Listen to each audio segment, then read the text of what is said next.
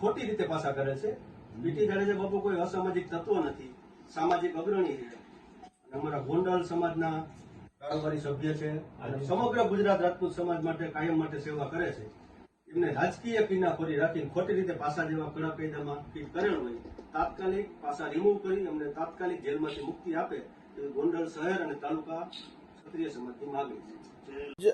ગોંડલ પ્રાંત અધિકારી સાહેબને ત્યાં ગોંડલ રાજપૂત સમાજ જે હાલમાં જ પીટી જાડેજા રાજપૂત સમાજ અગ્રણી તેઓને રાજકીય કિનાખોરી રાખી જે સામાન્ય ધાક ધમકીના કેસમાં પાસા જેવી કાર્યવાહી કરી, આવી કાર્યવાહી હું માનું ત્યાં સુધી ગુજરાત ભરમાં પહેલી વાર આવી હશે કે સામાન્ય ફોનમાં ધાક ધમકીમાં માત્ર સામાન્ય કેસ થાય તેના બદલે પાસા જેવી કડક કાર્યવાહી કરી તેઓને અમદાવાદ ખાતે સાબરમતી જેલમાં મોકલી આપેલ છે। તેના વિરોધમાં રાજપૂત સમાજ તેનો વિરોધ કરે છે અને હું તમામ ગુજરાતના રાજપૂત સમાજ, કાઠી રાજપૂત સમાજ, કારડિયા રાજપૂત સમાજ, ભટ્ટી રાજપૂત સમાજ અને તથા 18 વર્ણને આહવાન કરું છું કે સમસ્ત ગુજરાતમાંથી આના વિરુદ્ધમાં રાજકીય કિનાખોરી રાખી છે।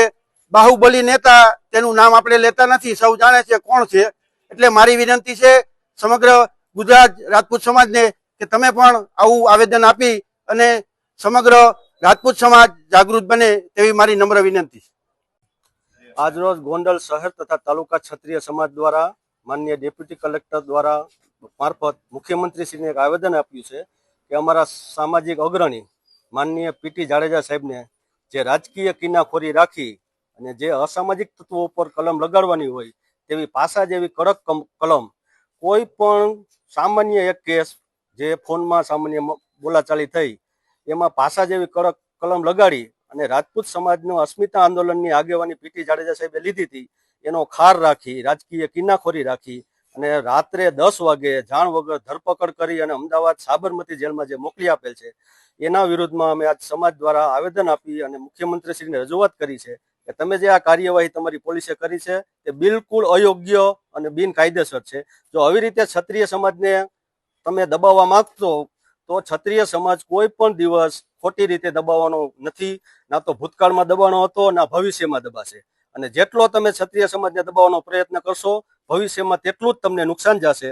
એટલે અમે આ અત્યારે આવેદન આપીએ છીએ કે મહેરબાની કરીને વહેલામાં વહેલી તારીખ પીટી જાડેજા સાહેબને પાસામાંથી મુક્ત કરો અને ક્ષત્રિય સમાજની લાગણીને થોડી ધ્યાનમાં લો।